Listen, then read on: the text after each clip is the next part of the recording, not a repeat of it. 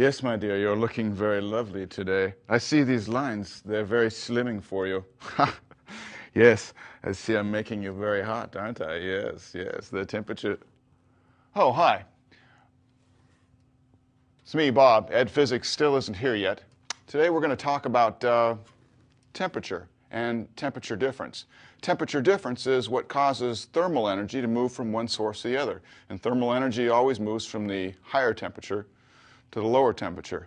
This thermometer here, which is generally used by veterinarians for elephants, is given in two different scales. The Celsius scale, which is right here, and the Fahrenheit scale. You notice that I jump 10 degrees right here in Celsius, from 10 to 20 Celsius. When I do that, I jump almost from 50 to 70 degrees Fahrenheit.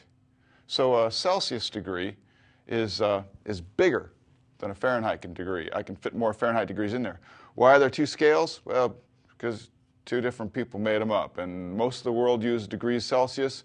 We use degrees Fahrenheit. So the first thing we should do is figure out how to convert between degrees Celsius and degrees Fahrenheit, and vice versa. So let's do some equations. Let's see. Here's the equation to go from degrees Fahrenheit to degrees Celsius.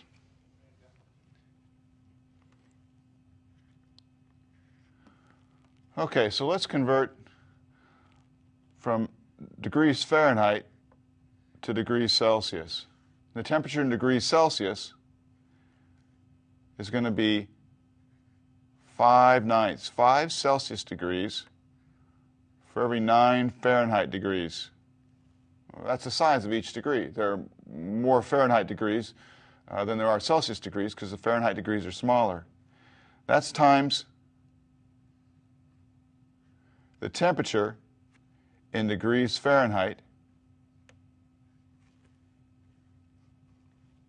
and then let's see, freezing, water freezes at 0 degrees Celsius and at 32 degrees Fahrenheit.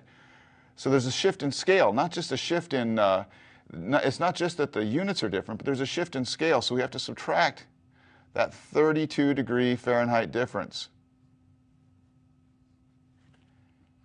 And that's your equation. Let's say we've got a temperature of 70 degrees. Let's say temperature is 70 degrees. What's the temperature in degrees Celsius? Well, first I'd write this equation. And from there I'd say that's equal to 5 Celsius degrees for every 9 Fahrenheit degrees times the temperature in degrees Fahrenheit, which is 70 degrees Fahrenheit minus 32 degrees Fahrenheit. Now notice this is in parentheses. I've got to subtract the 32 degrees from the 70 degrees before I multiply by 5/9. And the units will help you see that because I can only subtract like units. I've got Fahrenheit, Fahrenheit, I can subtract them. Over here I've got degrees Celsius. If I subtract these, I'll get, what's that, 38 degrees Fahrenheit. And that'll cancel with the Fahrenheit degrees and the Celsius degrees.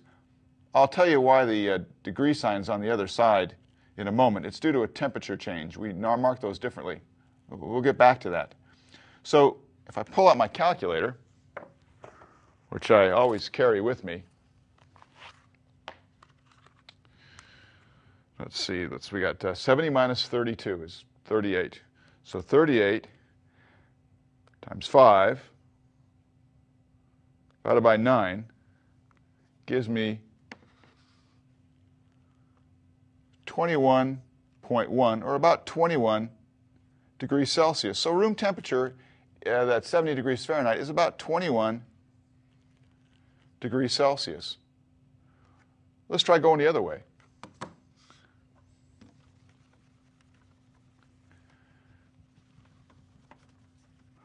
Now let's see if we can convert degrees Celsius to degrees Fahrenheit. So let's try that.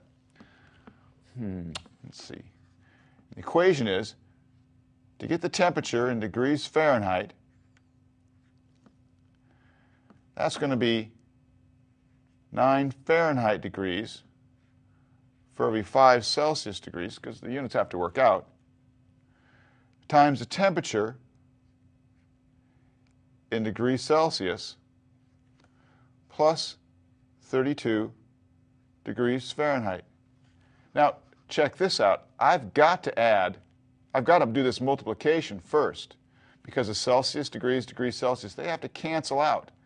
And then I'll have Fahrenheit, degrees Fahrenheit, I can add it to the 32. So now I've got to do this part first.